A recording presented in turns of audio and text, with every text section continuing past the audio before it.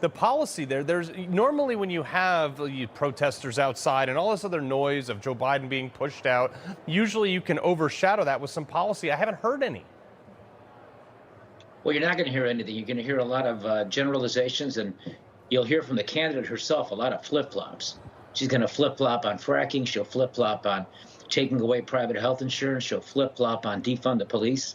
These are positions that she's on record being for. Now suddenly, only in the last 6 weeks that she decided to change those positions. Every flip-flop is really a lie. In so many ways, this convention is really fraught with lies. And let's face it, she's an illegitimate nominee.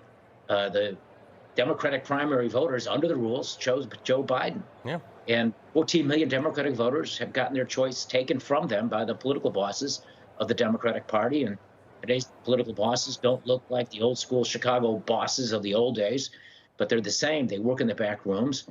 Pelosi and Obama are the principal ones, so are the big corporate donors and some of the Hollywood movie stars.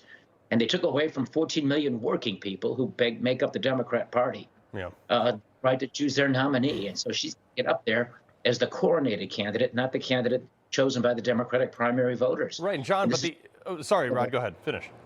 The American people for years. Yeah, no, but John, the bigger problem here is Kamala Harris has said, I will debate Donald Trump anytime, anywhere, any place, but we've just learned that she's turned down the Fox debate for September 4th. I mean, imagine why. Well, I think one of the big reasons why is they are trying to run out the clock. Carl, you know this. The first day of early voting is September 6th in North Carolina, a key swing state, and they're looking for every advantage they can possibly get to not actually have her be forced to answer these questions, which she's proven in the past she's not the best at doing. No, it has been so interesting to watch J.D. Vance on the trail today in Kenosha, Wisconsin, doing this news conference, opening it up to questions, saying, I really want Kamala Harris to do the same. And people in the crowd were cheering. And, you know, it's getting to the point where Americans are noticing that they are putting her in this sealed bubble, and I cannot last much longer. She's going to have to come out and talk about these policies that you say, whether they're non-existent or whether they're flip-flopped. Yeah. At some point, Kamala Harris cannot continue to hide. Tonight, we'll hear from Obama. He's supposed to give her a forceful affirmation.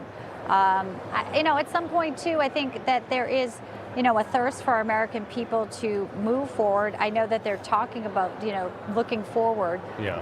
But it's not forward in a way that Americans want. They don't want more of these policies that have brought us to the brink of potentially World War III, of open borders.